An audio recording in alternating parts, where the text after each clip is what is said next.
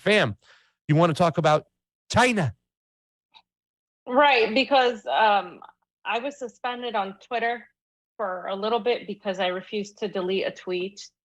And, I didn't really talk about that yet. But basically, Eva Bartlett was threatened by Louise Mensch, whom we know is a ridiculous idiot. And she was calling for a hit, basically, on Eva Bartlett. And I tweeted that to look what she's doing, and she's calling for a hit on her, and it got thousands of likes and retweets. And then, of course, after it got so popular, Twitter said that tweet was a representation of Gore, even though you couldn't even see the picture and that Eva had tweeted. And Eva had tweeted that picture and it was still up. So it was just, they called it gratuitous Gore. So I appealed it. They denied my appeal. So the tweet was deleted. And then, of course, Louise Mensch, her tweet is still up. You guys can see it. She was basically calling for the Ukrainian military to go find Eva because somebody was like, "Hey, are you there? I'm on the ground." And basically, she was like, "Oh, she's here. Did you hear that? Whatever." To the Ukrainian military. And so her tweet's still up. A lot of people reported it. They said, "Oh, she hasn't done anything wrong." And yeah, so it just shows you how Twitter is on who they're working for. So a journalist in the field so that the special unit forces can go look for her and probably kill her or detain her is disgusting. And Twitter should be ashamed of themselves. This is an all-time low right now, fam. Yeah, and so the reason I said that was because I wasn't able to really talk about China when Pelosi visited Taiwan because I wasn't on, and I didn't want to just give up and delete a tweet because you have to admit to doing something wrong. And I didn't do anything wrong, but they still act like I did something wrong. And at the end of the day, they're still marking that as, "Oh, you did something wrong." And it's ridiculous. And so everybody was talking about Taiwan, and a lot of people were saying China was weak because they didn't go after the US militarily. And I disagree with that. And I'm going to lay out why I disagree with that. But there's a lot of consequences that are already happening as a result of Pelosi's visit to Taiwan.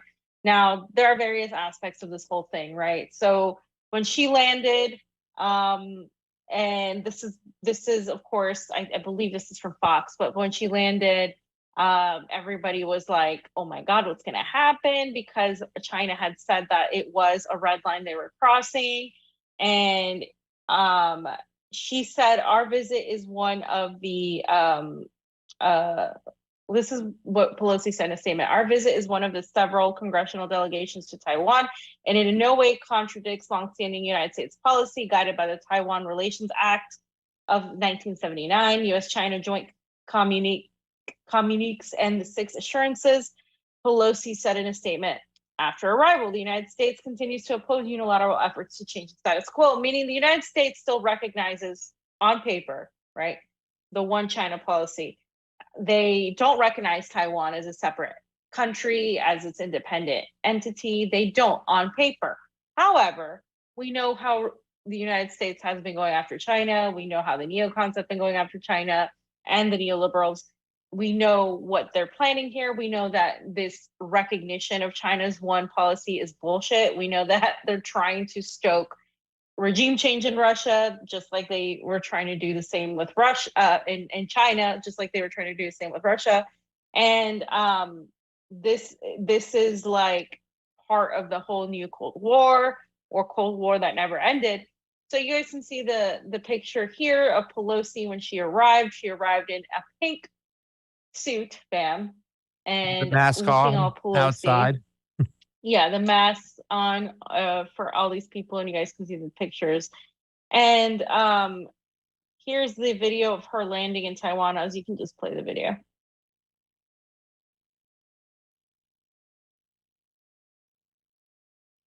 '27, yes.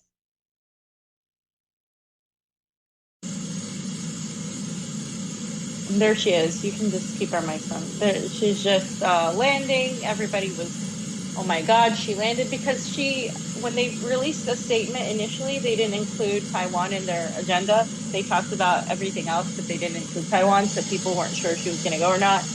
And they did this to puff their chest, right? The United States did this to say, okay, we can go to Taiwan, and what's going to be China's response, right?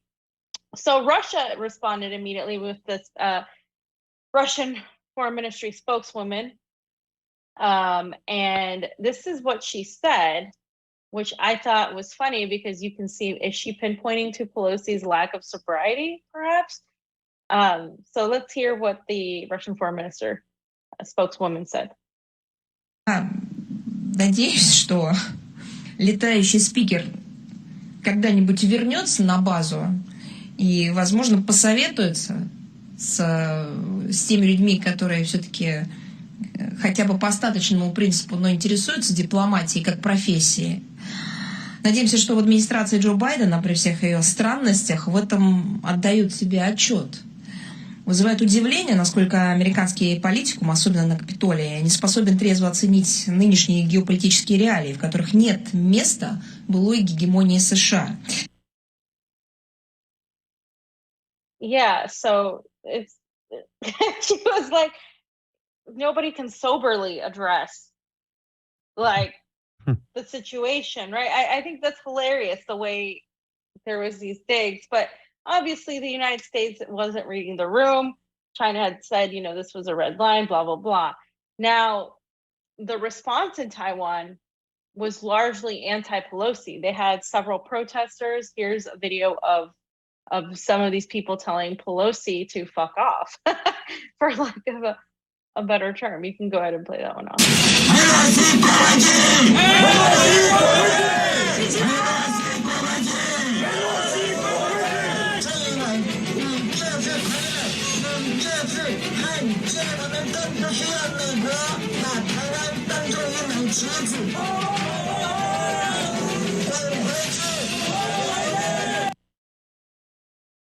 We don't need America to treat us as a pawn.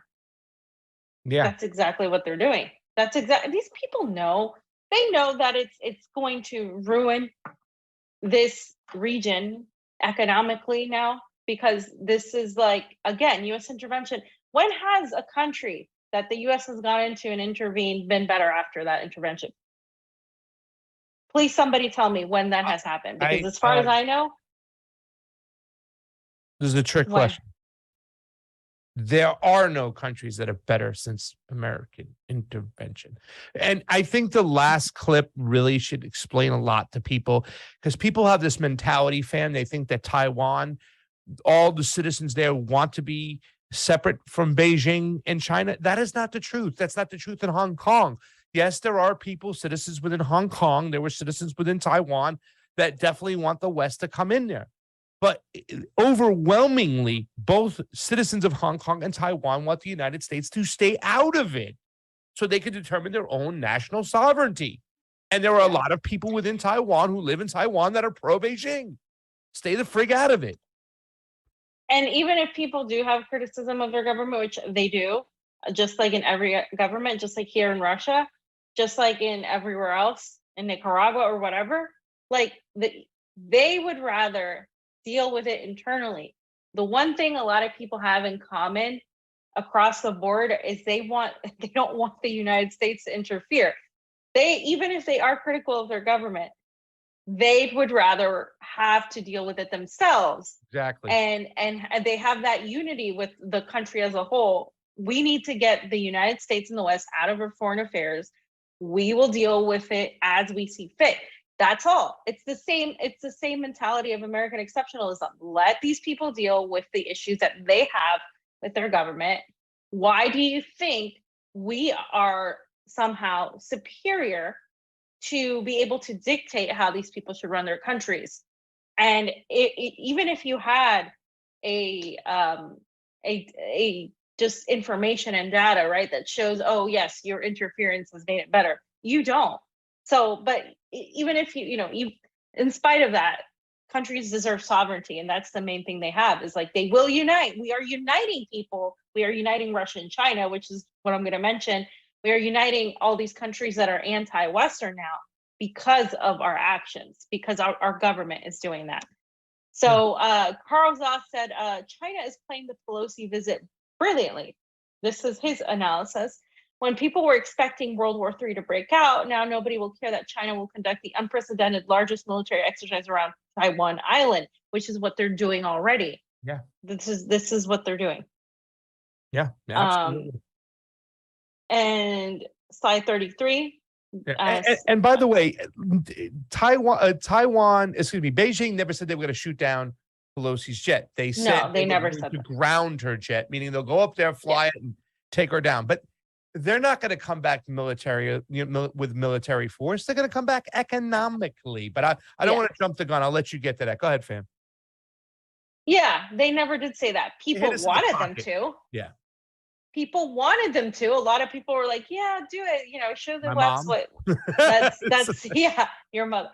But they didn't particularly say that. So I think people confused this, and they were like, you know, and a lot of superficial analysis was like, "Oh, China's weak." It's like, no, that they're not. The Chinese. I go back to chess because when Fam and I play chess, it was just like with the Russians and the Americans. The Chinese are very similar. They don't just attack. They sit back and they're like, okay, this is what we're going to do. Very methodical. We're going to do it this way. Very methodical. They're not just, okay, we're going to go in and get you and show you all our moves. That's not what they do. That's not what Russia does. It's the Eastern mentality is very different than the Western mentality. And that's why I use the chess scenario, and Pasta hates it. Okay, so Pelosi's Taiwan visit will be torn up by history as waste paper. This is a Global Times editorial. And so they have, you know, basically signaling Pelosi's going to jump off a cliff, because this is going to signal a lot of problems for Taiwan, for the United States more than anybody.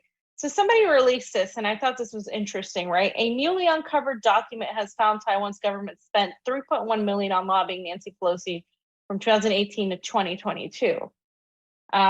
So was there some money involved? Was there something to do with what Pasta mentioned? The chips? Yes. And you can see here the document. I just put it there for everybody to see. And you can see the amount of money that was lobbied to Pelosi as well. Fam, how are you doing on time? I got like 10 minutes. Okay, go ahead. Okay, and so this is from the Ghost of Kiev. He posted, the Chinese battery company CATL freezes the opening of its plant in the United States. The $5 billion plant was intended to supply batteries for Tesla and Ford. Apple's Chinese suppliers have suspended their shipments. In fact, the businesses of the American technology giant is frozen. This is what Pasta just means too by economics. This is what I mean too by economics. Like, this is it here. And this, of course, ties what Pasta had mentioned earlier, the silicon chips, right? This is what we're talking about. This whole thing from the United States perspective is not just geopolitically showing, puffing their chest, but economic wise. Yeah. And by the way, fam, when they go like, oh, the America passed the CHIPS Act to combat the fact that Beijing is going to eventually seize Taiwan, taking away all the manufacturing of these semiconductors away from the United States. So now we be able to combat them. No, it takes years to pick up the pieces where they're left off. It takes 8 years to get these plants going.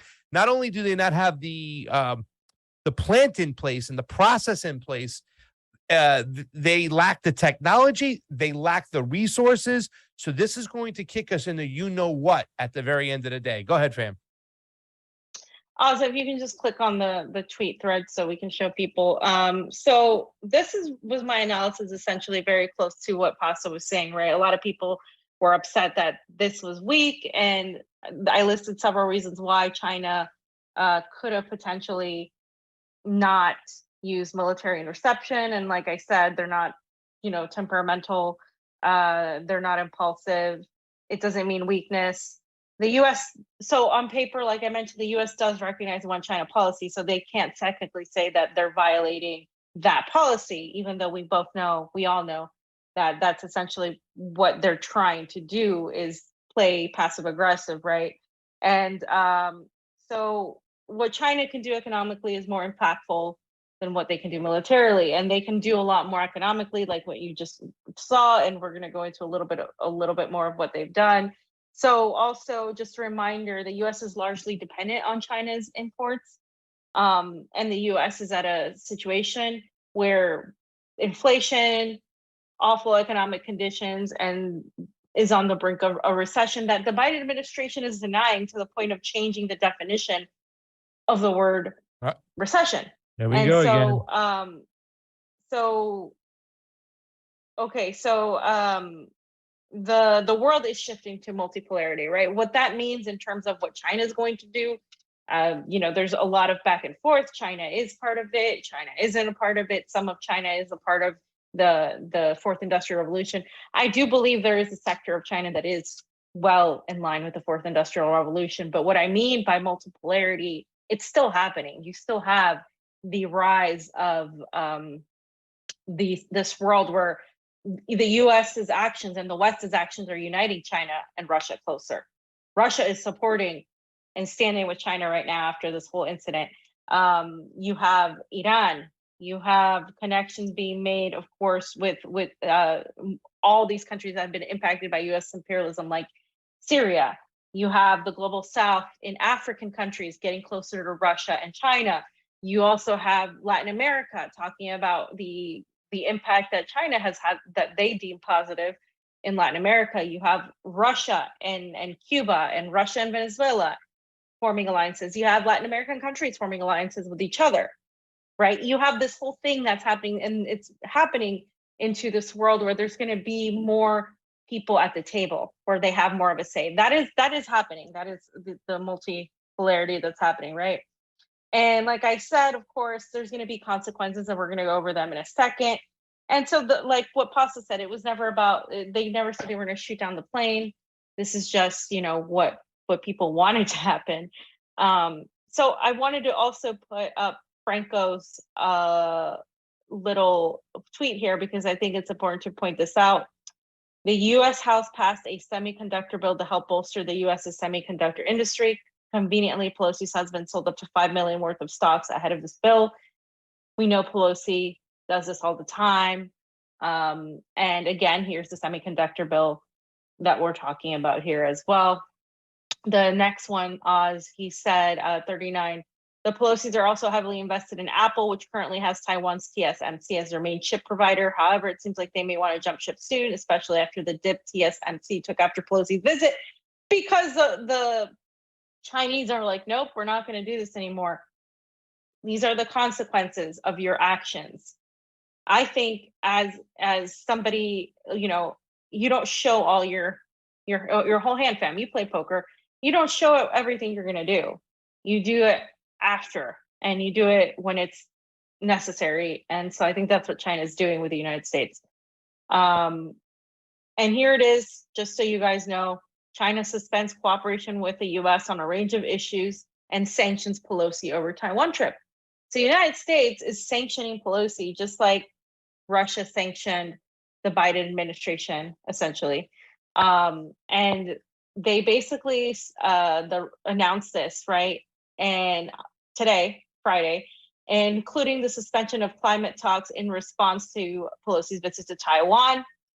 And this includes the cancellation of future phone calls and meetings between the Chinese and U.S. defense leaders, and the cancellation of annual naval meetings under the China-U.S. military maritime consultation mechanism.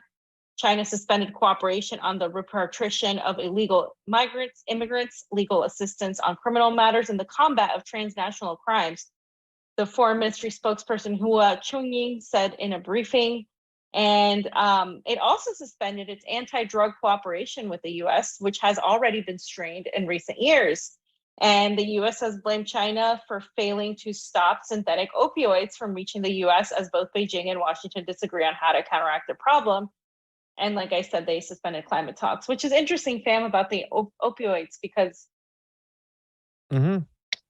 yeah, that is just hilarious also. And then you have also the fact that China is sending warships and jets close to Taiwan. And again, they're sanctioning Pelosi, and they said her visit was vicious and provocative, seriously interfering in China's internal affairs. And yeah, so they said also that the U.S. House Speaker Nancy Pelosi insisted on visiting Taiwan in disregard of China's serious concerns and firm opposition, seriously interfering in China's internal affairs, seriously undermining China's sovereignty and territorial integrity, seriously trampling on the One China principle, and seriously threatening the peace and stability across Taiwan Strait. This was a statement from Chinese Foreign Ministry of Affairs. In response to Pelosi's vicious and provocative actions, China has decided to impose sanctions on Pelosi and her immediate family. Yeah. So it's a big deal because yes, on paper, again, the U.S. recognizes China's one policy, but underneath it all, their actions say otherwise. And that's what China is pointing to. I've been waiting for the United States. I've been waiting for the United States to come after China for the fentanyl that's coming here from China that they can claim. A lot's coming in from Mexico now from the cartels. But like, I was waiting for the United States to look at China and go, oh my God, look what all this fentanyl. Meanwhile, they allowed the Sackler family and Big Pharma to kill people with these opioids in America. And they're not going to hold them accountable. They're going to give them a slap on the wrist fine, which they can pay. And yet they still have their stuff on the markets. Fentanyl is now distributed by a lot of, they say, Chinese, bringing it into the country. But still, how many people in this country are still, the Adderall sales are going higher and higher and higher and higher every year when it's unnecessary. And it's the United States have to look at their own drug policies and the way they let the FDA approve all these drugs out here. So I've been waiting for this. And it doesn't surprise me that they're using this crisis or event to kind of try to start pointing the finger at China for the fentanyl. That's going to come into fruition more and more as the days come. Watch, fam. Yeah. And just overall, guys, this is what is happening here. So they canceled the China-U.S. theater commanders talk. They canceled the defense policy coordination talks. They canceled the China-U.S. military maritime consultative agreement, like I just mentioned. The meetings, they suspended the China-U.S. cooperation on the repatriation of illegal immigrants, which we just mentioned. They suspended the U.S.-China cooperation on legal assistance in criminal matters. They suspended the China-U.S. cooperation against transnational crimes, the U.S.-China counter-narcotics cooperation, and, of course, the climate change. So all of that has happened in the last 24 hours, and there's more to come, I believe. So the overall analysis is, was China weak on their actions? No, they weren't weak at all. They're just using a different route than militarily. If they would have stopped that plane militarily, which is what the United States wanted them to do, you have to think about, again, the whole chess, because if the United States was trying to go China into some sort of military action, so then they could say, look how China is being, and look how hawkish they are, and we have to stop China. Look how they're going after our Pelosi, blah blah blah. Like, that's what China wanted. That's what they want. That's what they always want. They want to goad you into violence. They want to goad you into acting like, impulsively. That's what they wanted with Russia, to do this, right? To do this intervention. Yeah. They wanted Russia to attack. They always want Russia to attack. But what Russia did, finally, that's one of the reasons why they didn't, because it's like they knew they were going to get, called as being these pro-war imperialists, like exactly that's happening. So they only did it when they felt like they had no choice. And so the United States is once again poking, they were poking the bear, now they're poking China, and like they're doing this on both ends. We have the Russia-Ukraine situation, and now we have this. The United States can't afford to do this. This is no longer the same stage as it was before. And so this move by China gives them more control over the economics, because China is here on economics right now. They have way more power when it comes to the economy. They're a major player in the economic global market, and the United States, of course, is falling and dwindling down. Whether you like China or not, that's the reality of what we have. And so I don't know if you want to say anything else, Paso. That was just basically it. I don't think this was a weak move by China. I think it was the best thing they could have done. And we're going to see the consequences play out like we're seeing them right now. And be ready for the demonization of Xi Jinping, just the same way they demonize Putin, because they want to make it easy and simple for you to hate the bad guy. So coming up soon to a theater near you, Xi Jinping turns into Thanos. just the same way Putin does. And just wait for it, fams, because it's going to happen.